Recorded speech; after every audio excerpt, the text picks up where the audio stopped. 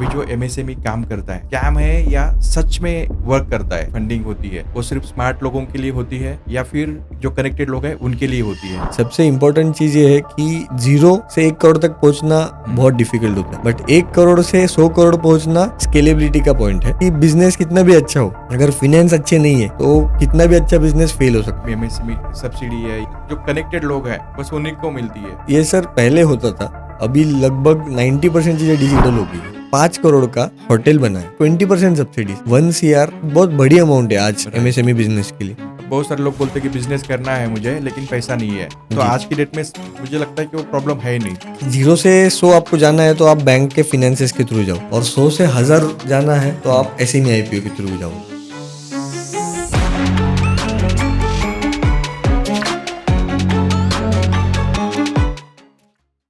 नमस्कार दोस्तों, मैं आपका दोस्त और होस्ट बी सुदर्शन। आज के एपिसोड में हम लोग डिस्कस करने वाले हैं एमएसएमई और फंडिंग के बारे में। पहले अंडा या मुर्गी, ये जैसा क्वेश्चन है वैसे ही स्टार्टअप्स को हमेशा एक क्वेश्चन रहता है कि मैं बिजनेस स्टार्ट करूं खुद के पैसे से या फिर मुझे इन्वेस्टमेंट मिल जाएगी फंडिंग के थ्रू। तो आज इसी टॉपिक पे क्लैरिटी पाने के लिए हम लोग सीए ए शुक्ला जी से हमारे जो मन में क्वेश्चंस है, जो बेसिकली जितने भी स्टार्टअप्स या बिजनेसमैन है उनके मन में जो क्वेश्चंस होते हैं उन पे क्लैरिटी पाने के लिए हम लोग उनसे डिस्कस करेंगे।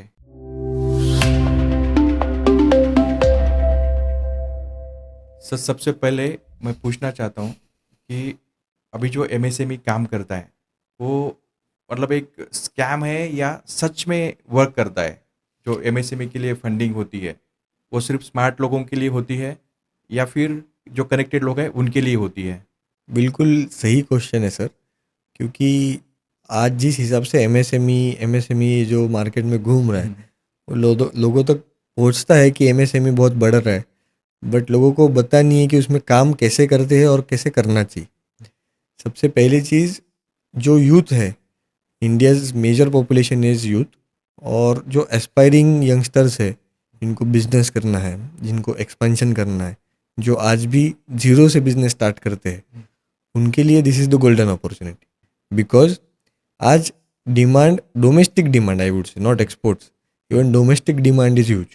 तो अगर कोई जॉब करता है और उनको कुछ बिजनेस अपॉर्चुनिटी है, उनको लगता है इसमें कुछ एक्सपांड कर सकते हैं, स्केलेबल बिजनेस कर सकते हैं, तो this is the best opportunity to start your own business.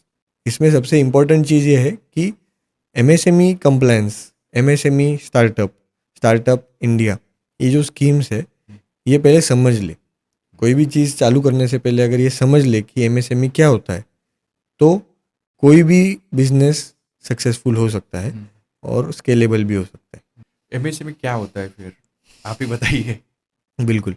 तो एमएसएमई की डेफिनेशन बताने से अच्छा मैं आपको ये बता देता हूँ कि जो भी बिजनेस इंडिया में रजिस्टर्ड है और जिनका उद्यम आधार है, जो कोई भी टाइप का business, manufacturing, service, any type of service which we provide is covered under MSME business. उस केस में टर्नओवर मतलब आपका सेल्स या फिर रेवेन्यू ये कवर होता है। फिर आपका कैपिटल इन्वेस्टमेंट, मतलब मैंने अगर कुछ मशीनरी लिया है या मैंने कुछ इन्वेस्टमेंट किया है, उसका क्लासिफिकेशन, ये 2 से 3 चीज़ें कवर होती है एमएसएमई की डेफिनेशन में। तो मैं अगर 0 से स्टार्ट कर रहा हूँ, मेरा अगर टर्नओवर 1 करोड़ रुपया है, 2 करोड़ रुपया है या से 100 करोड़ रुपया, तो उस लेवल तक हमारे एमएसएमई का कवरेज है। मेरा इन्वेस्टमेंट कुछ है तो ऐसा डेफिनेशन में बैठता है कि जो 0 से स्टार्ट कर रहा है, स्केलेबल बिजनेस है और इसका टर्नओवर कुछ सर्टन लिमिट तक है, that is a MSME.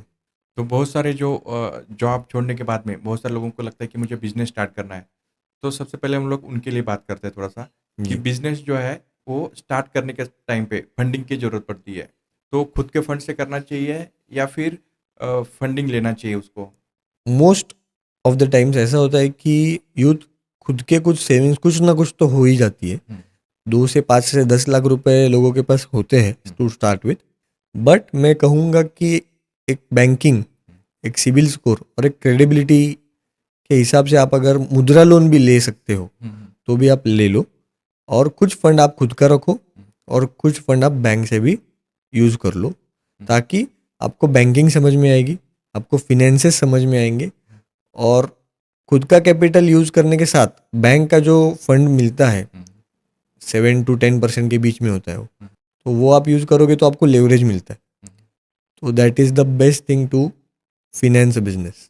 But starting में जैसे बिजनेस ही नहीं है समझो, जी तो फिर लोन भी नहीं देता है, और लोन नहीं मिलेगा तो फिर वो सिविल स्कोर क्रिएट नहीं होता है. जी. तो उस केस में मुद्रा लोन ही ये एक पॉलिसी या फिर ये जो स्कीम है, यही ये जो स्कीम है कि जो नए बिजनेसेस है जिनको नया स्टार्ट करना है उनके लिए, तो उस केस में 10 से 20 लाख रुपए का जो लिमिट मिलता है मुद्रा योजना के अंडर, तो that is sufficient, self sufficient. मतलब जिनका बिजनेस नहीं है, आगे नया चालू करना है, उनके लिए ही ये स्कीम है. तो किसको मिलता है मुद्रा लोन, और क्या होता है मुद्रा लोन? मुद्रा लोन ये है कि जो एस्पायरिंग यूथ है, हम्म, जिनको नया बिजनेस स्टार्ट करना है, हम्म, जिनके पास वर्क ऑर्डर्स है, जिनके पास प्रॉफिटेबिलिटी है जिस प्रोडक्ट में, उनके लिए गवर्नमेंट ऑफ इंडिया ने स्कीम निकाली है कि जो बैंक अगर फंड नहीं कर सकती तो हम ये स्कीम के थ्रू फंड करेंगे, मुद्रा योजना. तो बैंक ने, नेशनलाइज बैंक्स ने स्पेसिफिकली ये स्कीम्स लाई है फॉर यूथ, जहाँ पे 10 से 20 लाख रुपए तक बैंक स्टार्टअप्स को, एमएसएमई बिजनेसेस को फंड करेगी. ओके. हम्म. तो सबसे पहले तो मुझे लगता है कि अगर बिजनेस स्टार्ट करना है तो सिर्फ बैंक के भरोसे नहीं बैठना चाहिए, खुद स्टार्ट करना चाहिए. जी. 1 2 3 साल अपना बैंकिंग भी स्ट्रांग होगा, बिल्कुल. और उसी टाइम पे हम लोग छोटा सा लोन जैसे बजाज लोन या जो भी है समझो, एसी है, फैन है, मोबाइल है, वो लोन लेके एक सिबिल स्कोर बढ़ा सकते हैं. जी. राइट. और 3 साल में बैंकिंग जो है उसके बेसिस पे बैंक के लिए अप्लाई कर सकते हैं, या फिर मुद्रा लोन के लिए बिल्कुल. 3 साल के बाद में भी मुद्रा लोन के लिए कर सकते हैं अप्लाई. कर सकते हैं. तो उस टाइम पे एक कर सकते हैं, और फिर वहां से एक थोड़ा सा जर्नी जो है वो करोड़ों तक लेके जा सकते हैं. बिल्कुल. मान लीजिए 1 करोड़ मेरा टर्नओवर हो गया अभी, जी. अब 1 करोड़ से 100 करोड़ की जर्नी करनी है, तो जी. उसमें एमएसएमई कैसे काम कर सकते हैं? बिल्कुल. सबसे इम्पोर्टेंट चीज़ ये है कि 0 से 1 करोड़ तक पहुंचना बहुत डिफिकल्ट होता है, बट 1 करोड़ से 100 करोड़ पहुंचना स्केलेबिलिटी का पॉइंट है. क्योंकि हमें ये बता, उस लेवल पे हमको ये बताए कि हम क्या करते हैं, हमें क्या करना है आगे और कैसे करना है, वो इम्पोर्टेंट. तो इस केस में आपके गवर्नमेंट स्कीम्स, मतलब गवर्नमेंट सब्सिडीज, सेंट्रल गवर्नमेंट हो या स्टेट गवर्नमेंट, वो इम्पोर्टेंट है. उसके बाद बैंक के फिनेंसेस, प्रोजेक्ट फिनेंस हम उसको बोलते, वो एक इम्पोर्टेंट है. और स्ट्रेटेजिक फिनेंशियल मैनेजमेंट, ये इम्पोर्टेंट. हम ये कहते हैं कि बिजनेस कितना भी अच्छा हो, अगर फिनेंस अच्छे नहीं है तो कितना भी अच्छा बिजनेस फेल हो सकता है. और ठीक ठाक बिजनेस हो और फिनेंसेस अच्छे है तो कितना भी नॉर्मल मॉडरेट बिजनेस भी सक्सेसफुल हो सकता है. तो स्केलेबिलिटी ये जो है ये फिनेंस से लिंक्ड है. अगर स्केलेबल करना है तो आपको फिनेंस भी उतने अलाइन करने पड़ेंगे. तो स्केलेबिलिटी जो आता है वो फिनेंस में आता है, मतलब प्रोजेक्ट फिनेंस या फिर बैंक इन्वेस्टमेंट, बैंक फिनेंसेस, या फिर प्राइवेट इन्वेस्टमेंट जो इन्वेस्टर्स करते हो. और पैरेलली हम स्पेसिफिकली हम सब्सिडीज में काम करते हैं, जहाँ पे गवर्नमेंट कई ज़्यादा लेवल पे, कई अच्छे लेवल पे सब्सिडीज दे रही है. तो वो अवेल करना एक चैलेंज होता है आज, क्योंकि डॉक्यूमेंटेशन का अवेयरनेस नहीं है, एप्लीकेशन कैसे करना है, क्या करना है, उसका अवेयरनेस नहीं है. तो वो हम जो गैप है, we act as a bridge to that gap. Yes. But बहुत बार ये जो स्कीम्स वगैरह लगते हैं ना, एमएसएमई सब्सिडी है या ये है जो भी है, जी. मैंने ऐसे सुना है कि, या फिर मेरा खुद का अनुभव भी रहा है कि जो कनेक्टेड लोग हैं बस उन्हीं को मिलती है. एक प्रॉपर गाइडेंस जो है, आप जो बोल रहे हो कि ब्रिज है आप, तो ऐसा प्रॉपर ब्रिज मिलता ही नहीं है. तो आप कैसे काम करते हैं इस पे? तो ये सर पहले होता था, अभी लगभग 90% चीज़ें डिजिटल हो गई है. मतलब थोड़ी चीज़ें हो जाएगी, मोर और लेस कुछ सालों में हो जाएगी, बट ये डिजिटल जो टेक्नोलॉजी बन रही है उस हिसाब से आपको पॉलिसी भी बताए. आज भी सर हमारे यहाँ पे मुद्रा लोन जो है, मैं उससे स्टार्ट करता हूँ, सब कुछ ऑनलाइन एप्लीकेशन है.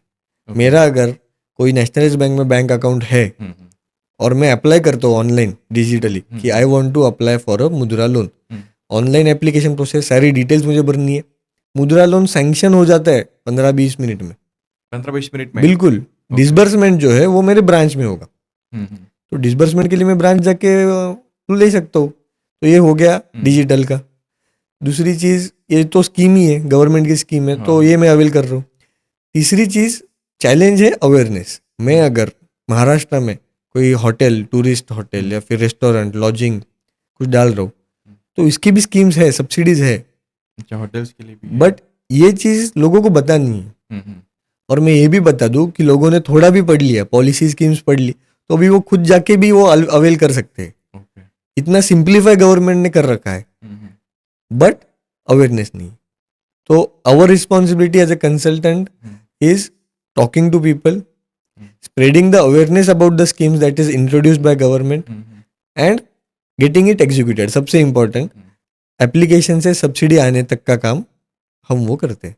तो भी आपने कहा कि 10-15 मिनट में ऑनलाइन जाओ, मुद्रा लोन का हो जी। जाएगा। जी देखो सर, एक एग्जांपल देता हूँ, लाइव एग्जांपल। सारथी ऐप पता है आपको, ड्राइविंग लाइसेंस के लिए जी गवर्नमेंट ने लॉन्च किया, बहुत उसके ऊपर खर्चा हुआ है। आज भी अगर हम लोग बैठते हैं तो एप्लीकेशन आगे ही नहीं जाता है। बराबर तो मुद्रा लोन का ऐसा है कि मतलब सर। वहाँ पे बोलने के लिए तो सब है, साइट है, सब कुछ है, बट काम जब करते हैं उसके ऊपर में तो प्रोसेस ही आगे नहीं होता है। नहीं इसमें सर तो अगर फिनेंशियल हमारा ऑडियंस अभी अगर जाएगा, कोई जेन्युइनली अगर काम करेगा तो वर्क करता है। आप सच में बताइए कि मतलब एग्जैक्टली अगर कंसल्टेंट की जरूरत है तो कंसल्टेंट के पास ही जाना जरूरी है, तो ठीक है, कोई प्रॉब्लम नहीं है। बिल्कुल। अगर किसी को डॉक्यूमेंट का अवेयरनेस है कि डॉक्यूमेंट क्या सबमिट करते हैं, कैसे करते हैं, डॉक्यूमेंट के ही लैक होता है मोस्ट ऑफ द टाइम्स। ये हाँ। लोन के टाइम पे डॉक्यूमेंट कमी, राइट। डॉक्यूमेंट की कमी होती है। हम्म। उस केस में अगर किसी के पास डॉक्यूमेंट सब बराबर है, सब सही से अपलोड हो गया, तो कोई प्रॉब्लम तो नहीं ये है। इम्पोर्टेंट बात है। तो डॉक्यूमेंटेशन प्रिपरेशन कैसे कर सकते हैं बिल्कुल सर। तो मुद्रा लोन के लिए? मैं आपको ये सजेस्ट करूंगा कि कोई जैसे मुझे अगर कोई बीमारी है, मैं टेम्परेचर है या फिर सर्दी खांसी, तो मैं डॉक्टर के पास जाता हूँ। राइट। तो उस केस में 100% चीज़ें आपको नहीं आएगी डे वन पे। तो you should obviously consult your financial consultant, CA हो या और कोई कंसल्टेंट हो, ताकि आपको समझ में तो आए कि डॉक्यूमेंट्स कैसे बनाते हैं। आज प्रॉब्लम डॉक्यूमेंट्स का नहीं है, आज प्रॉब्लम डॉक्यूमेंट्स क्या होते हैं और उसको कैसे बनाते हैं, वो प्रॉब्लम। तो एक बार वो समझ में आए तो हम तो सेल्फ रिलायंट है ही, आत्मनिर्भर भारत, तो उस हिसाब से वो कर सकते हैं। बट समझ में आना चाहिए कि डॉक्यूमेंटेशन कैसा होता है। तो मुझे लगता है इसमें ये कितना कर सकते हैं कि अगर बिजनेस हम लोगों का काम है, हम लोगों ने बिजनेस करना चाहिए, और बिल्कुल। डॉक्यूमेंटेशन का जो काम है वो किसी कंसल्टेंट से करके लेंगे और उसके Absolutely. बाद में अप्लाई करेंगे तो जो रिजेक्शन है उसके Probability कम हो मैक्सिमम जाएगी। प्रोबेबिलिटीज कम हो जाएगी। तो इनकम टैक्स है, जीएसटी रिटर्न है, उद्यम आधार है, शॉप एक्ट है, कई सारी चीजें, प्रोजेक्ट रिपोर्ट होता है, ये सब चीजें लिंक्ड है। मतलब हमारे पास अभी आपने अच्छे से पूछा कि 15-20 मिनट में सच में हो सकते हैं। हम ये सब पहले 1 से 2 दिन में ये बनाते हैं और फिर वो 15 मिनट में एप्लीकेशन करते हैं। अभी जिसके पास अगर वो डॉक्यूमेंट ही नहीं है तो वो 1 महीना भी कर ले। और एक डॉक्यूमेंट्स के लिए फिर वो 1 महीना लगता है, बिल्कुल और फिर उसके बेसिस पे दूसरा डॉक्यूमेंट, तीसरा सही बात। डॉक्यूमेंट्स। तो हमने पहले डॉक्यूमेंट सेट बनाया और फिर हमने एप्लीकेशन किया, तो 15-20 मिनट, आधा घंटे का काम है मैक्स। अगर नहीं है तो फिर तो टाइम लगेगा। सो हमारा जो डेडलाइन या फिर हम जो बोलते हैं कि कट ऑफ, जहाँ पे डॉक्यूमेंट आपके रेडी है वहां से स्टार्ट होता है। But problem is in the documentation. फिर आप डॉक्यूमेंट्स बता दोगे, फिर वो बोलेगा कि हाँ मैं करता हूँ, फिर वो जितना डिले करेगा बस। तो फिर कभी कभी मुझे लगता है कि 3 साल तो इसी में जाते होंगे लोगों बिल्कुल बिल्कुल ऐसा ये और चीज जो है। कि 15 डेज में रेडी हो सकते हैं ऐसे राइट डॉक्यूमेंट्स। Right absolutely. और आज की डेट में तो मुझे लगता है कि कंप्लायंसेस बहुत इजी हो गए ऑनलाइन, जैसे आपने भी बताया कि ऑनलाइन की वजह से बहुत सारा फायदा हुआ है। Absolutely. Last year income tax return salaried लोगों ने खुद के भर दिए, खुद के फाइल कर दिए returns. So that is there. मतलब पोर्टल भी बहुत इजी है, डिजिटल अवेयरनेस जो जिस हिसाब से पहुंच रहा है लोगों तक, so it's going good. Sir documentation preparation के लिए आप थोड़ा सा अगर कुछ गाइड कर पाएंगे तो जी। थोड़ा अच्छा होगा। सो हम कुछ डॉक्यूमेंटेशन इन द सेंस, हम उसको मास्टर डेटा बोलते हैं कि अगर मुझे मेरा डॉक्यूमेंटेशन बनाना है तो I start with Aadhaar card, pan card जो हम केवाईसी बोलते हैं। उसके बाद बिजनेस के लिए जो लगता है वो उद्यम आधार, शॉप एक्ट, जीएसटी सर्टिफिकेट, उसके लिए हम जीएसटी रजिस्ट्रेशन करते हैं। ये बहुत बेसिक चीज़ है। उसके बाद अगर मुझे लोन लेना है या सब्सिडी लेनी है तो मुझे नया इन्वेस्टमेंट करना है, तो उसके लिए मुझे बनाना पड़ता है डिटेल्ड प्रोजेक्ट रिपोर्ट, डीपीआर। तो उसको मेरा बिजनेस का नेचर क्या है, मेरा प्रोजेक्शन क्या है, मुझे नेक्स्ट ईयर कितना पैसा आने वाला है, मेरे पास कुछ वर्क ऑर्डर्स है क्या, अगर मुझे 10 करोड़ का प्रोजेक्ट डालना है तो उसके लिए मुझे क्या क्या खर्चे करने पड़ेंगे, उसके लिए हम बोलते हैं कोटेशन लगेंगे, वेंडर्स के कोटेशन। ये सब हम अक्यूमुलेट जब करते हैं तब आपका वो डीपीआर, डिटेल प्रोजेक्ट रिपोर्ट बनता है। और उसके बाद हम बैंक के पास या फिर इन्वेस्टर के पास जाते हैं फॉर फंडिंग। तो ये सब होमवर्क हमें पहले करना है बिफोर द एप्लीकेशन। तो ये डॉक्यूमेंटेशन के लिए भी कंसल्टेंट की हेल्प ले सकते हैं, राइट? एब्सोल्युटली। तो मुझे लगता है कि कंसल्टेंट से अगर हेल्प लेंगे तो ज़्यादा बेटर होगा, स्पीड अप हो जाएगा आपका स्पीड अप भी प्रोसेस। हो जाएगा। और मैं तो मतलब यही सजेस्ट करूंगा क्योंकि मैं खुद बिजनेसमैन हूँ, और जैसा आपने एग्जांपल दिया कि जब स्टार्ट किया था तो बिजनेस तो अच्छा था मेरा, बट फिर भी मैं बैंक करप्ट हुआ because of financial illiteracy. Okay. Documentation के बारे में कुछ पता नहीं था, नया नया जोश था। जोश था तो एनर्जी थी, तो बिजनेस तो अच्छा था, बट फाइनेंस में फिर डॉक्यूमेंटेशन में हम लोग बहुत वीक थे। बट आज के डेट में ठीक है, बिजनेस तो ठीक ठाक है, बट डॉक्यूमेंट्स वगैरह ठीक ठाक है, तो फिर बैंक सामने से भी पूछती है कि लोन चाहिए सही क्या, बात। प्राइवेट इन्वेस्टर्स भी रेडी होती है। बिल्कुल है सही ना? कहा आपने। फिनेंशियल अवेयरनेस, फिनेंशियल फ्रीडम, ये जो हम्म, कंसेप्ट है, हम्म, इससे पहले मैं बताऊंगा फिनेंशियल क्लैरिटी होना चाहिए। हाँ, क्योंकि अगर मुझे पता है कि फिनेंशियल क्लैरिटी क्या है, फिनेंसेस क्या है, उसके बाद मैं फिनेंशियल इंडिपेंडेंट बनूंगा, राइट। फिनेंशियली फ्रीड, ये जो कंसेप्ट है। तो इसके लिए यू शुड बी अवेयर कि finance, loans, subsidies, CIBIL scores, ये क्या होता है। तो आई वुड सजेस्ट कि आप आपके सीए या फिर फाइनेंशियल कंसल्टेंट से अच्छे से बात करोगे, डिटेल में क्लैरिटी लोगे, तो आपका बहुत अच्छे से स्ट्रक्चरिंग होगा बिजनेस का और स्पीड अप हो जाएगी सारी प्रोसेस। हम्म। अब इसमें मेरा और एक सवाल है, अच्छा सीए कैसे पकड़ेंगे? क्योंकि वहां पे भी एक प्रॉब्लम होता है। आज सीए तो बहुत सारे हैं, लेकिन वहां पे भी मिसगाइड होता है। अच्छा, तो उस केस में सर वैसे तो मुझे आज तक ऐसा कभी लगा नहीं कि कंसल्टेंट या फिर सीए मिसगाइड करते हैं। जस्ट द थिंग इज, जैसे हॉस्पिटल्स में मल्टी स्पेशलिटी हाँ, हाँ, डॉक्टर्स होते हाँ। हैं, तो मैं अगर एक हॉस्पिटल में जाऊँ जहाँ पे मल्टी स्पेशलिस्ट मतलब अलग अलग टाइप के डॉक्टर्स हैं, तो अगर सब्सिडीज करना है तो आपको एक सीए के पास जाना चाहिए। Income tax return, GST returns करना है तो आपको कोई स्पेसिफिक ट्रेडिशनल सीए जो हैंडल करते हैं उनके पास जाना चाहिए। तो ऐसा कुछ नहीं कि मिसगाइड होता है, but you should touch the right guy. आप अगर सही जगह पे जाओगे तो आपको सही चीजें मिल जाएगी, ऐसा। मिसगाइड बोल सकते हैं, या फिर क्लियरिटी नहीं होता है। एक बिल्कुल तो सबसे बिल्कुल पहले बिल्कुल। खुद को भी क्लियरिटी नहीं होता है, इसलिए हम लोग सीए को भी शायद से कन्विंस नहीं कर पाते हैं। और शायद से अभी आपने बोला कि मल्टी स्पेशलिटी, जैसे डॉक्टर्स मल्टी अलग अलग होते हैं, ये हमें पता है, बट सीए के भी अलग अलग होते हैं, ये बहुत सारे लोगों को अभी भी पता नहीं है नहीं है, शायद। बट अभी सर फिनेंस में इतना डाइवर्सिफिकेशन हुआ है कि हर एक चीज के लिए एक अलग बंदा लगता है, क्योंकि एक्सपीरियंस इज रिक्वायर्ड। जिस सीए का उस स्पेसिफिक डोमेन में एक्सपीरियंस है वही वो कर पाएगा, दैट इज सिंपल। तो मैं अगर 5 साल से जीएसटी और इनकम टैक्स फाइल कर रहा हूँ तो मैं आपको जीएसटी और इनकम टैक्स की सर्विस दे पाऊंगा। मैं अगर 2 से 3 साल से सब्सिडी का काम कर रहा हूँ तो मैं आपको सब्सिडी के बारे में बेस्ट जो ओपिनियन है, बेस्ट पॉलिसी जो है वो अवेल करवाऊंगा। Same applies for SME IPO. जो अपकमिंग जो बिजनेसेस, एमएसएमई बिजनेसेस को ज़रूरत लग रही है एमएसएमई के बाद, तो वो अगर मर्चेंट बैंकर, अच्छे फिनेंस कंसल्टेंट से बात करेंगे, सीएस से बात करेंगे जिनको एक्सपीरियंस है, तो वो अच्छे से वो काम कर पाएंगे, ऐसा। ओके। सो आपके कुछ केस स्टडी आप बता सकते हैं क्या? जैसे आपके जो क्लाइंट्स हैं, जी उनके कुछ एग्जांपल्स अगर आप बता दोगे, तो शायद हम लोग रिट्रेट मतलब जो हमारे उसको देख सकते हैं। बिल्कुल। मैं गवर्नमेंट स्कीम से ही ये इंट्रोड्यूस कराता हूँ हाँ। केस स्टडी, ताकि आपको ये समझ में आए कि स्कीम्स कैसे अवेल करनी चाहिए हम्म, और उसका लेवरेज क्या फ़ायदा होता है। हम्म, सो लास्ट फाइनेंशियल ईयर में हमारे क्लाइंट का टर्नओवर था लगभग 15 करोड़ रुपये, हम्म, और वो पूरा फुल्ली सेल्फ फंडेड थे, मतलब जो भी उनका इन्वेस्टमेंट था उसी से चल रहे थे। सीजीटीएमएसी करके स्कीम है, अनसिक्योर्ड, जहाँ पे बैंक अनसिक्योर्ड फंडिंग करती है, वर्किंग कैपिटल लोन है वो। तो टर्नओवर के बेसिस पे वो फंडिंग होती है। हमारे क्लाइंट को उसमें उनको 3 करोड़ रुपया वर्किंग कैपिटल के लिए मिला। तो उनका जो खुद का सेल्फ फंडेड जो अमाउंट था वो, प्लस वर्किंग कैपिटल लोन जो गवर्नमेंट बैंक या फिर नेशनलाइज्ड बैंक से जो मिलता है, उससे वो हमने अवेल करवाया। तो उसके वजह से उनका कैपिटल बढ़ गया, यूज़ करने का कैपिटल। जहाँ जहाँ पे उनको रॉ मटेरियल का रिक्वायरमेंट, वर्किंग कैपिटल जो एक्सपेंसेस होते हैं डेली रिटर्न पे, वहाँ जहाँ पे वो यूज़ कर पाए वो लोन उन्होंने अवेल किया, और उसके वजह से उनका टर्नओवर लगभग 50% बढ़ गया। तो लास्ट ईयर उनका टर्नओवर लगभग 18 से 20 करोड़ हुआ है। Okay. So this is all about finances. मतलब आप अगर आपका इन्वेस्टमेंट, आपका कैपिटल अच्छे तरीके से यूज करोगे तो स्कीम्स तो है, गवर्नमेंट स्कीम्स अवेलेबल है, बट हम यूज नहीं करते। Same applies for subsidies. Free वाला पैसा बोल सकते हैं इसको? फ्री वाला तो नहीं बोल सकते, बट नहीं, ठीक है ना, जो मतलब परसेंटेज वगैरह प्लेटफॉर्म देना है। बैंक्स ने जो दे रखा है वो हम अवेल कर रहे हैं। वो परसेंटेज वगैरह तो ठीक है, देना है। जी जी बिल्कुल बट जो भी वो तो प्रॉफिट से ही कमाना है ना वैसे। बिल्कुल तो सर, एक बिल्कुल। तरीके से तो फ्री हो गया ना। यस। सिर्फ रिस्क इतना है कि अगर वो पैसा अगर चुका नहीं पाए तो फिर हमारा रिस्क है।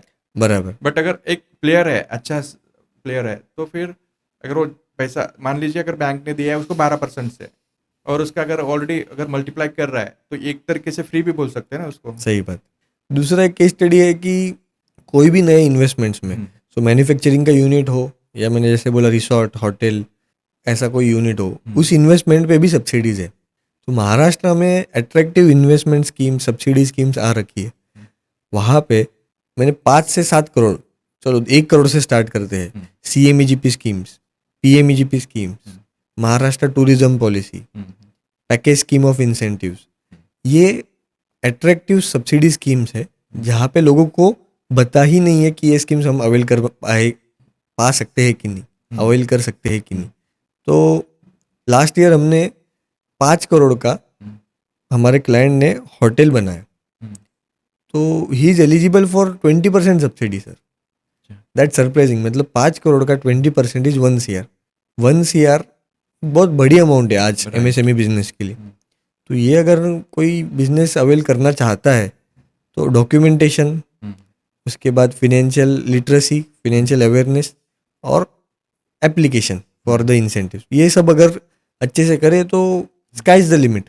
तो ये आपने होटल के लिए बोला, तो ये पहले से होटल चालू रहना चाहिए या फिर कोई नया स्टार्ट करना है तो वो भी नहीं, है? ये सारे सब्सिडीज जो है नए बिजनेसेस, नए नए business। एक्सपेंशंस के लिए, तो ये खुद पुराने के बिजनेस खुद का को ही सब्सिडी होना नहीं चाहिए, है। मतलब जो जगह चाहिए होटल्स के लिए वो जी, खुद का रहना चाहिए या फिर रेंटेड भी होता है? लीज पे रहेगा तो भी चलेगा, अच्छा, लीज पे भी रहेगा तो रेंटेड भी रहेगा तो चलेगा। भी चलेगा। यस तो क्या मतलब क्या डॉक्यूमेंट चाहिए? जैसे अभी किसी को चाहिए होटल चालू करना है जी और गवर्नमेंट सब्सिडी भी दे रहा है और वो स्टार्टअप है समझो, जी। तो उससे आप क्या एक्सपेक्ट करोगे? Most of the times businesses start कर देते हैं बट ये डॉक्यूमेंटेशन नहीं रखते, जैसे रेंट एग्रीमेंट, लीज एग्रीमेंट बहुत ज़रूरी है।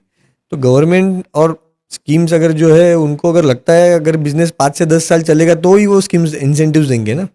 अगर कोई बंदा आता है, प्रोजेक्ट डालता है, सब्सिडी ले जाता है और बेच देता है और बंद कर देता है प्रोजेक्ट, तो वो फिर सस्टेनेबल ही नहीं है। हाँ, तो वही प्रॉब्लम आ रहा है ना। अभी पहले मतलब बिजनेस स्टार्ट करना है, लीज पे देखो मैं तो चालू करूंगा, एग्रीमेंट भी करूंगा, सब कुछ बिल्कुल। आएगा, बट बाद में फिर कब मिलेगा सब्सिडी, कब मिलेगा, लोन मिलेगा, और तो नहीं मिलेगा तो फिर क्या करेगा ये ऐसा? सब्सिडी के स्कीम्स में कभी कभी टाइम लगता है हाँ हाँ क्योंकि वो गवर्नमेंट का फंड होता है। हाँ। कभी कभी गवर्नमेंट अलॉटमेंट, गवर्नमेंट अप्रूवल्स के लिए टाइम लगता है। तो सब्सिडी तो आती है, बस कभी कभी 2 महीने लगते, कभी कभी 6 महीने लगते, ओके। उस चीज़ की बात। और डॉक्यूमेंटेशन, गवर्नमेंट को एक ही एक्सपेक्टेशन है कि आप अच्छे से डॉक्यूमेंट बनाओ, rent agreement, basic income tax returns, basic audit reports, ये छोटी मोटी चीज़ें हैं, सर्टिफिकेशंस, लाइसेंसेस, इसके वजह से सब इम्पैक्ट होता है। इनकम इतना ही होना चाहिए, ऐसा कुछ क्राइटेरिया होता है? इनकम रिलेटेड जो है ये गवर्नमेंट को उसका इशू नहीं है, ये बैंक्स में आपको चैलेंज आएगा। हाँ हाँ। जब आप लोन लेते हो तो आपको income tax returns, income subsidy के लिए? नहीं, सब्सिडी के लिए ऐसा कोई इशू सब्सिडी नहीं के लिए नहीं कुछ प्रॉब्लम नहीं। नहीं। मतलब एक होटल ओनर जो है लगभग सबके पास में तो एग्रीमेंट वगैरह है, तो वो सब्सिडी ले सकते हैं। बिल्कुल। तो मैंने फॉर एग्जांपल रेंटेड प्रीमाइसेस पे स्टार्ट हाँ, कर हाँ, दिया और मैंने इन्वेस्टमेंट किया, जैसे मैंने कंस्ट्रक्शन किया, तो उस केस में मुझे पहले कंडीशनल रेंट एग्रीमेंट करना पड़ेगा जहाँ पे मैं I have the right to construct, right to develop that property. वो एक सबसे इंपॉर्टेंट चीज़ है। उसके बाद मैं आगे जाके कंस्ट्रक्शन करता हूँ तो जो इन्वेस्टमेंट रहेगा वो मेरा रहेगा। उस केस में आप ये सारी चीज़ें फिनेंस के थ्रू, मतलब बैंक के लोन के थ्रू, आपके सेल्फ फिनेंसेस के थ्रू ये करते हो तो आपको सब्सिडी तो मिलेगी। तो ये सारी चीज़ों का स्टेप बाय स्टेप प्रोसेस है, उस हिसाब से फॉलो करेंगे तो कोई आसान बात है, मतलब not an out of the box thing. What I would से इज डिजिटली इंफॉर्मेशन बहुत अच्छे से अवेलेबल है मार्केट में, सिंपल है, गूगल में जाके इंसेंटिव्स और ये जो चीज़ें हैं ये पढ़ के भी आप कर सकते हो। तो मुझे ये लगता है कि आपके प्लेटफॉर्म के थ्रू आप ये जो काम कर रहे हो ये बहुत अच्छा है। लोगों तक financial literacy, financial clarity, financial awareness भी पहुंच जाए, जिसमें project finance, loans, government subsidies ये इजीली अवेलेबल हो जाती है। The thing is you should always consult right person as a consultant.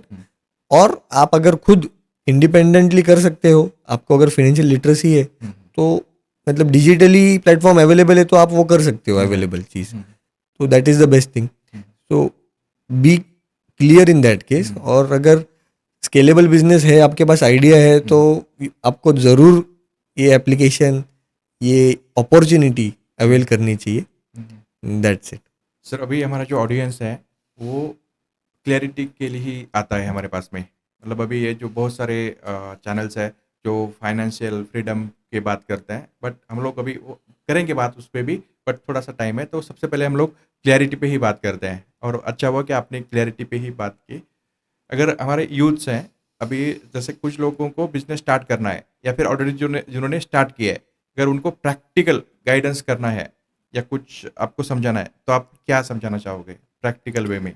मैं ये बताता हूँ कि मोस्ट ऑफ द टाइम्स मुद्रा लोन हम्म, एक बहुत छोटा प्रोडक्ट है बैंक का। तो वो भी अगर मैं एप्लीकेशन करता हूँ तो उस टाइम पे सिबिल एक इम्पॉर्टेंट चीज़ है, सिबिल स्कोर। हम्म, तो मोस्ट ऑफ द टाइम्स ऐसा होता है कि जैसे आपने बोला कि बैंक बजाज फाइनेंस या फिर कोई एनबीएफसी से प्राइवेट बैंक्स के थ्रू हम लोन ले लेते हैं हम्म, बट पे नहीं करते। हम्म, ये बहुत मैटर करता है at the time of bank finance या फिर लोन। हम्म, क्योंकि मैंने अगर फ्रिज, मोबाइल या कोई लैपटॉप ले रखा है हम्म, और मैंने वो डिफ़ॉल्ट कर दिया, मैंने नहीं पे किया, हम्म, तो उसी टाइम पे बैंक को ये समझ में आ जाता है कि आपने प्रीवियस ईएमआई पे स्टार्टिंग नहीं से ही किए। प्रॉब्लम होगी।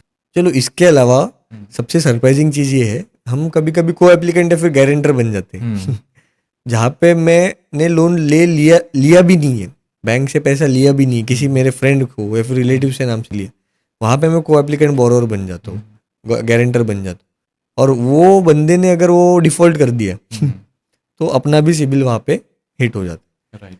तो फिनेंस में सबसे इम्पोर्टेंट क्लैरिटी है हम्म, आपके फिनेंशियल लाइबिलिटीज़। हम्म, तो आप खुद भी कभी भी जाके वो सिबिल स्कोर फ्रीली अवेलेबल है, वो चेक कर सकते हो। हम्म, टाइम टू टाइम आप वो भी कर लो, तो आगे जाके आपको जो लोन लेना है, हम्म, जो सब्सिडी अवेल करना है, जो फिनेंशियल क्लैरिटी आपको रखना है, वो आपको बताए। हम्म, इसके लिए तो आपको कंसल्टेंट की भी ज़रूरत नहीं है। राइट।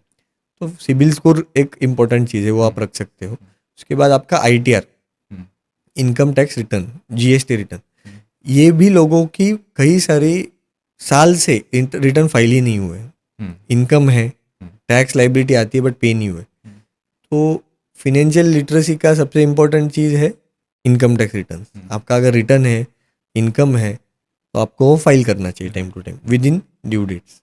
और जीएसटी इफ एप्लीकेबल, मतलब आपका अगर जीएसटी सर्टिफिकेट है, जीएसटी नंबर आया है, तो आपको वो भी टाइम टू टाइम फाइल करनी चाहिए। जैसे आपने को एप्लीकेंट बताया, अब जैसे होम लोन लेते हैं, तो कभी कभी बैंक वाला जो है ना, वो उसके स्पॉज को भी ऐड करता है। बराबर। जरूरत होती है कि नहीं होती है वो पता नहीं, कभी कभी मे भी होती होगी।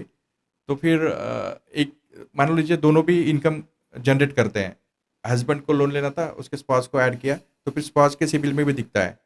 तो फिर इन फ्यूचर अगर स्पॉज को भी लोन लेना है, तो फिर वो लोन तो ऑलरेडी दिख रहा है ना, तो फिर उस केस में कैसा कंसिडर होता है?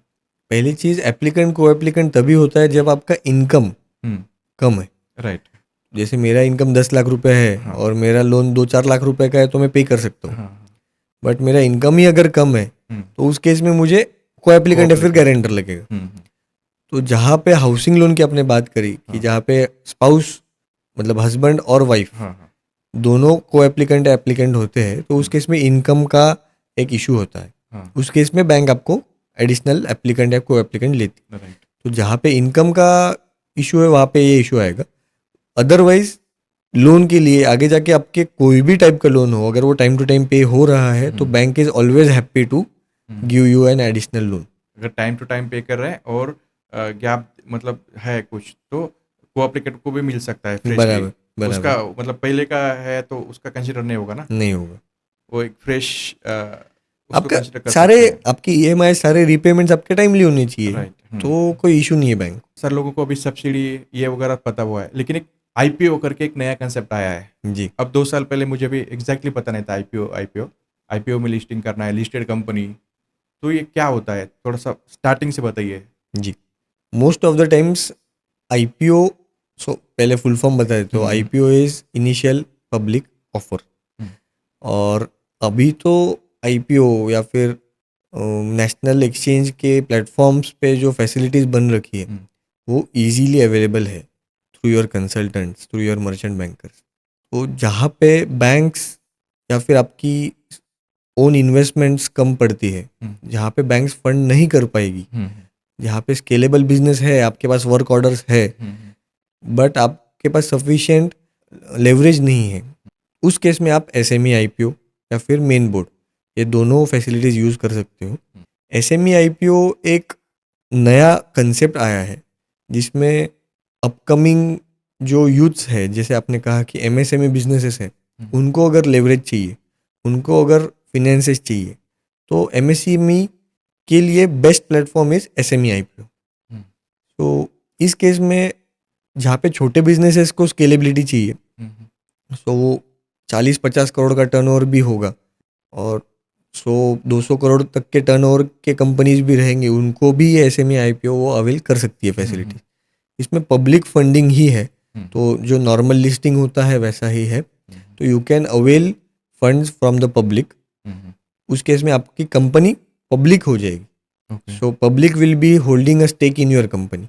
सो एसएमई आईपीओ में बैंक का फिनेंस, आपका खुद का फिनेंस और पब्लिक फिनेंस, ये तीनों फिनेंसेस आपके इस कंपनी में आएंगे। और इसके लिए आपको वैल्यूएशन, आपके कंपनी का वैल्यूएशन, आपके प्रोजेक्शंस, आपके बजट्स, आपके नेक्स्ट 5 to 10 ईयर्स के scalability, sale volumes, work orders, ये डिस्क्लोज करना पड़ता है।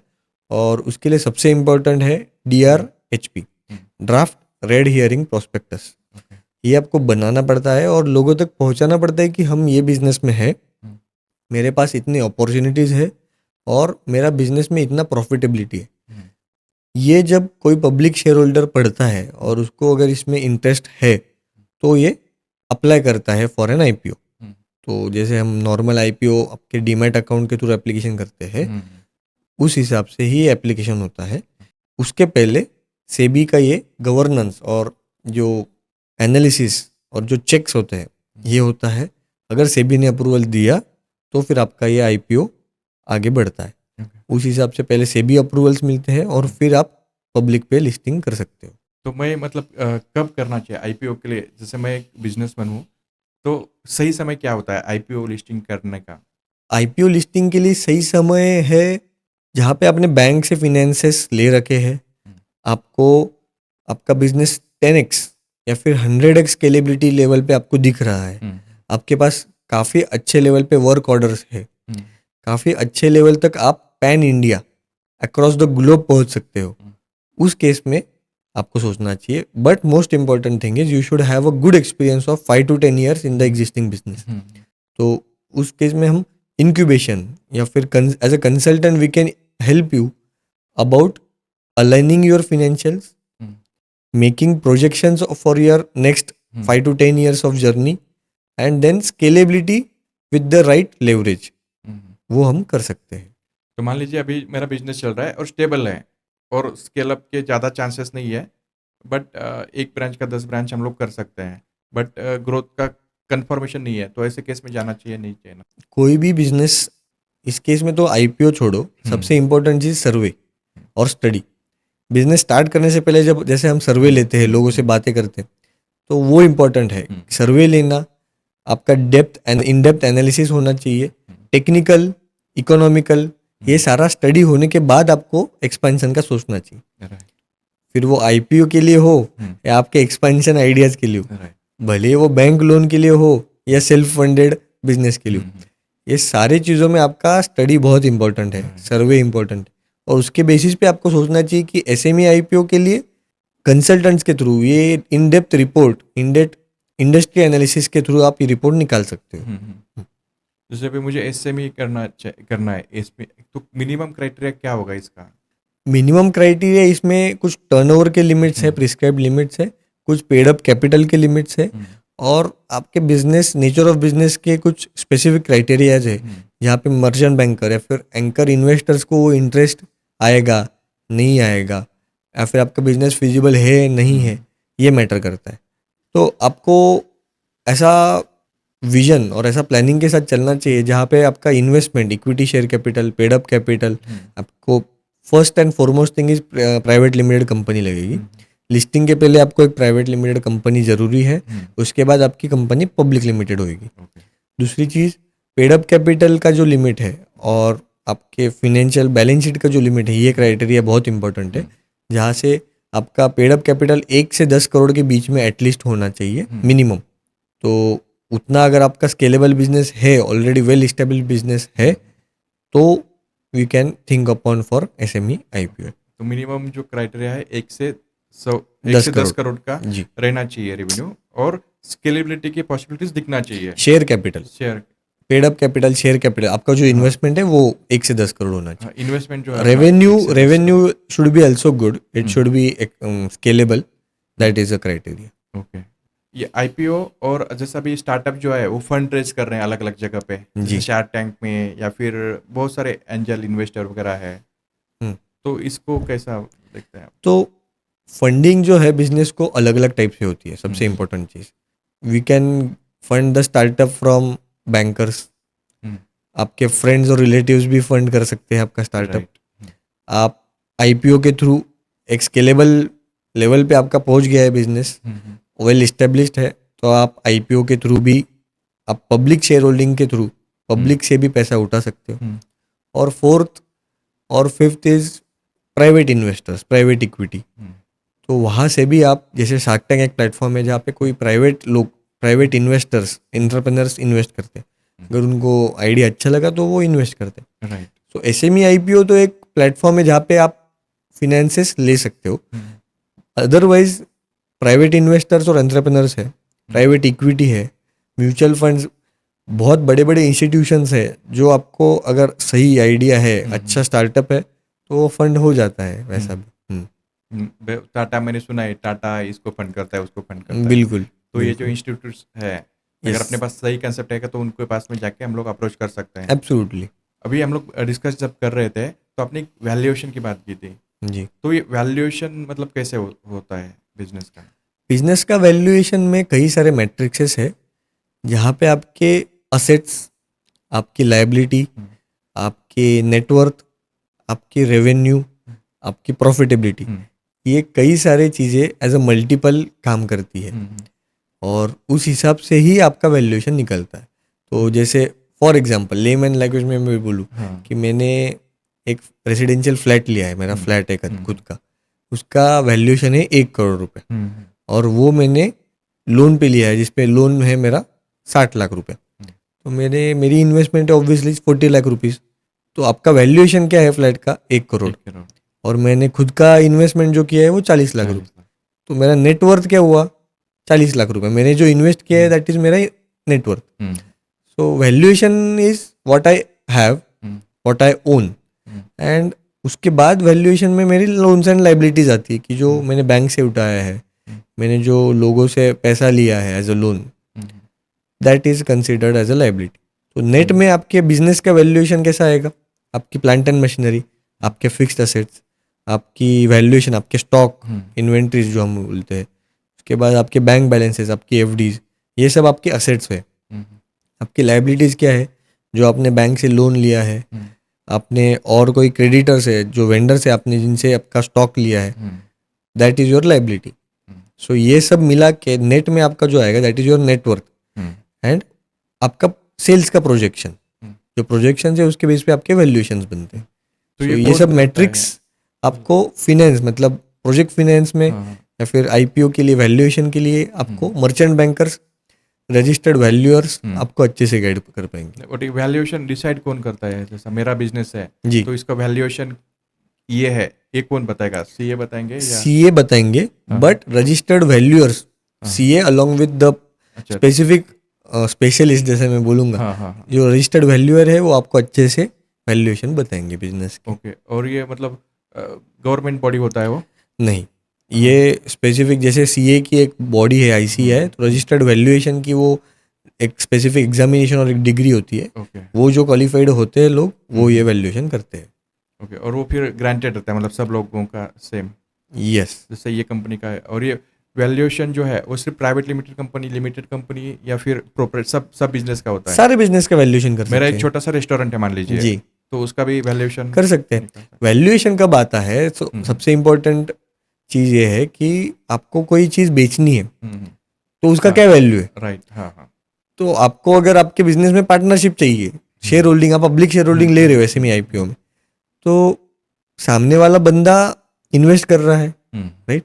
तो वो किस रेट पे ले रहा है अपने से? राइट। हाँ हाँ। शेयर्स जो हम बेच रहे हैं, तो उसका आपका कंपनी का वैल्यूएशन कितना है? जैसे आपके कंपनी का वैल्यूएशन है 10 करोड़ रुपए, और पब्लिक शेयर होल्डिंग के थ्रू आपको 2 से 3 करोड़ रुपए लेना है, तो आप 20 to 30% का आपका स्टेक डाइल्यूट कर रहे हो. That's the simple thing. Right, ये अच्छा बताया. यस. अभी बहुत बार जो छोटे छोटे बिजनेस ओनर्स हैं उसको बिजनेस मतलब छोड़ते हैं. पहले स्टार्ट उन्होंने करते हैं, फिर 2-3 साल के बाद में उसको सेल करना होता है. तो फिर एक अमाउंट पे बैठे रहते हैं. बिजनेस तो लॉस में होता है बट फिर भी वो एक एक्सपेक्ट करते हैं, बोलते हैं कि Right. नहीं 3 साल से है, 10 साल से, 15 साल से है. बट उसका वैल्यू जो है, अभी मुझे समझ में है कि उसका जो वैल्यू है वो कम है. प्रॉफिट नहीं है तो फिर क्या वैल्यू है? एब्सोल्युटली. उल्टा माइनस में गया ना ऐसा. Right right right. हम लोग खुद भी जज कर सकते हैं छोटे छोटे बिजनेस में, और बड़े बड़े बिजनेस में हम लोग वैल्यूअर का सपोर्ट ले सकते हैं. एब्सोल्युटली. राइट. सो मान लीजिए मैंने अभी डिसाइड किया कि मुझे आईपीओ स्टार्ट करना है. एसएमई स्टार्ट तो एसएमई से होगा, राइट. जी. अगर टर्नओवर ज़्यादा रहेगा तो मेन दूसरा बोर्ड. मेन बोर्ड जी. में भी जा सकता है. तो टाइम लाइन कैसे है? इसमें सबसे इम्पोर्टेंट चीज, you have to start preparing your financials, aligning your financials for the IPO. तो I would suggest you should immediately consult and explain your plans, your projections with your consultant. उस case में मैं timeline के बारे में अगर बोलूँ तो आपको 2 से 3 साल, एटलीस्ट 2 से 3 साल प्रिपरेशन के लिए लगता है, ताकि आपकी फिनेंशियल्स अलाइन होए, आपके इक्विटी शेयर होल्डर्स, आपकी ओनरशिप, ये क्लैरिटी आ जाए. उसके बाद आपकी एग्जिस्टिंग बिजनेस, वो उसके असेट्स, ये सारे अलाइन हो जाए. उसके बेसिस पे आपकी बैलेंस शीट अच्छे से बनेगी, प्रॉफिट एंड लॉस अच्छे से बनेंगे. इसको हम बोलते हैं फिनेंशियल स्टेटमेंट्स. ये जब बनेगा, इसके हिसाब से आपको आरओसी कंप्लायंसेस करने पड़ेंगे. ये जब 2 से 3 साल में आपके अलाइन होते हैं, after that we plan for the IPO. तो 2 से 3 साल का एक टाइमलाइन है जहाँ पे आपको आपके फिनेंशियल्स अच्छे से बनाने हैं, कंप्लायंसेस टाइम टू टाइम रखने हैं, और फिर आपका वैल्यूएशन के लिए आपको इनिशिएट करना है. इस केस में आपको इन्वेस्टमेंट बैंकर और मर्चेंट बैंकर, इनके थ्रू हमें वैल्यूएशन और ये जो कंप्लायंसेस के प्रोसीजर है ये हमें स्टार्ट करनी पड़ेगी. और आईपीओ के लिए पोस्ट कंप्लायंसेस मैं आपको बोलूँगा कि 1 साल अप्रॉक्स आपको लगता है लिस्टिंग के लिए. तो एक बार डॉक्यूमेंट्स आपके सब कंप्लीट हो गए, वहाँ से आगे 1 साल तक आपका आईपीओ आप लिस्टिंग करवा सकते हो. डॉक्यूमेंटेशन के लिए 1 साल. और जी. हाँ, या फिर अगर किसी का फाइनेंस समझो टर्नओवर वगैरह जो है ऐसा मिसमैच है तो 1-2 साल भी लग सकता है, हाँ, मतलब तो प्रिपरेशन करने के जी, लिए. कट ऑफ, मतलब मैंने जो Cut कट ऑफ off, बोला हाँ, कि हाँ, डॉक्यूमेंट जहाँ पे आपके कंप्लीट है वहाँ से आगे 1 साल, हाँ. और उसके पहले 2 से 3 साल हमें प्रिपरेशन करना है. ओके. हाँ, हाँ. यस. तो ये प्रिपरेशन के टाइम पे You मतलब can- जो स्टार्टअप है ऐसा नहीं है कि कम से कम 3 साल तो भी लगेंगे, ऐसा लगता है बिल्कुल मुझे. बिल्कुल एब्सोल्युटली. हाँ, 2 से 3 साल फॉर प्रिपरेशन और 1 से 1.5 साल आपको आईपीओ लिस्टिंग के लिए लगेगा. जैसे प्राइवेट लिमिटेड कंपनी का रजिस्ट्रेशन करना है बिल्कुल. तो फिर ये डॉक्यूमेंट्स है तो ऐसा डायरेक्टली इमीडिएटली नहीं होगा. नहीं इसका होगा, पूरा प्रिपरेशन नहीं करना होगा, पड़ेगा. नहीं होगा. और ये लगभग अभी कॉस्टिंग का भी अगर कुछ है, जैसे आईपीओ लिस्टिंग करना है किसी को, तो कंप्लायंसेस की बात की, आरओसी वगैरह, तो जी. जैसे आरओसी कंप्लायंसेस आती है तो फी स्ट्रक्चर वगैरह भी होगा, तो लगभग कितना मतलब कॉस्टिंग पर कर सकते हैं? नहीं, या depend इनकॉर्पोरेशन होता है? और ये चीज़ें तो बहुत बेसिक है, हाँ. बट हर एक कंपनी का बिजनेस, उसका नेचर, इस पे सब मैटर करता है. आपका मैन्युफैक्चरिंग का यूनिट है तो उसका वैल्यूएशन, इसका सर्विस, right. इसका स्कोप ऑफ वर्क अलग होता है. तो सर्विस का एक अलग मोड ऑफ ऑपरेशन होता है. तो ये फीस स्ट्रक्चर जो है वो कंपनी टू कंपनी मैटर करता है. Depend. But I would say कि it is a matter of say compliances and getting your valuation done, that is important. Structuring और ये फिनेंशियल जो अवेयरनेस है उसकी इम्पोर्टेंस ज़्यादा है आज. बाकी as a consultant we are always happy to help you and guide you about that.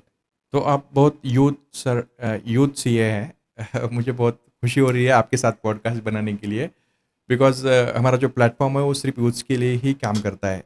सिर्फ नहीं बोल सकते हैं, मैक्सिमम जो हमारा फोकस है वो यूथ्स के लिए है. और आप भी एक यूथ है, और आप जो क्लियरिटी दे रहे हो, आज का यूथ जो है क्लियरिटी नहीं है, कन्फ्यूजन में है, और आप कन्फ्यूजन से क्लियरिटी तक लेके जा रहे हो. जी. इसलिए सबसे पहले तो आपका बहुत बहुत धन्यवाद. Thank you. आप क्या सजेस्ट करना चाहोगे यूथ्स को कि आईपीओ में जाना चाहिए, नहीं जाना चाहिए? The most important thing is scalable business.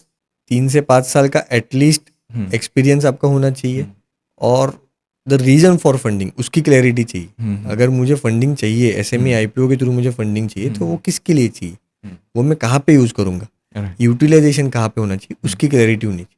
और ऐसा ज़रूरी नहीं है कि आईपीओ के थ्रू ही आपको फंडिंग मिलेगी. सबसे पहले अपने बैंक्स के थ्रू फंडिंग नेशनलाइज्ड बैंक की बहुत अच्छी फैसिलिटीज़ है जो आप अवेल कर सकते हो, और वो एक बार आपने अवेल कर ली, आपने अच्छे से बिजनेस स्केलेबल कर लिया है, उसके बाद यू शुड थिंक फॉर, तो उसके थ्रू आप फंडिंग और सब्सिडीज अच्छे से अवेल कर सकते हो, और एक लेवल तक आपका प्लेटफॉर्म पहुंच गया, आपकी कंपनी पहुंच गई, after that you can think of SME IPO. मतलब पहले जो प्रॉब्लम था कि बहुत सारे लोग बोलते कि बिजनेस करना है मुझे लेकिन पैसा नहीं है, तो जी। आज की डेट में मुझे लगता है कि वो प्रॉब्लम है ही नहीं।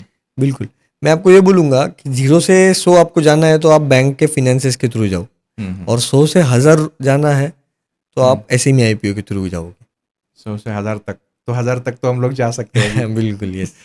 तो दोस्तों, अगर आप भी बिजनेस करना चाहते हो और आप अभी भी वही बहाना दे रहे हो कि पैसा नहीं है, पैसा नहीं है, तो उसको थोड़ा सा ऐसा निकाल के इधर ही फेंक दो, क्योंकि हमारे साथ सीएस सर भी है और वो आपको गाइड करने के लिए भी रेडी है।